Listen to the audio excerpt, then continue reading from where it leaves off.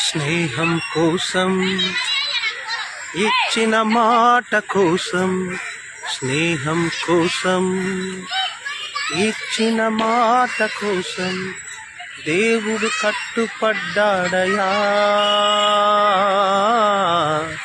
మాటకు విలువనిచ్చాడయా.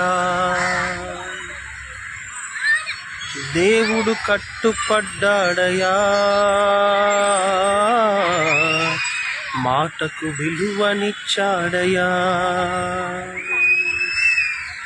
స్నేహం కోసం ఇచ్చిన మాట కోసం, స్నేహం కోసం ఇచ్చిన మాట కోసం దేవుడు తన స్నేహితుడైన అబ్రహాముకు మాట ఇచ్చాడు. మాటను నెరవేర్చుకున్నాడు. తాను సత్యవంతుడని నిరూపించుకున్నాడు. దేవుని బిడ్డలమైన మనము కూడా మనమిచ్చిన మాటకు కట్టుబడి సత్యవంతులని నిరూపించుకోవాల్సిన ఆవశ్యకత ఎంతో ఉన్నది. అందరికీ వందనాలు.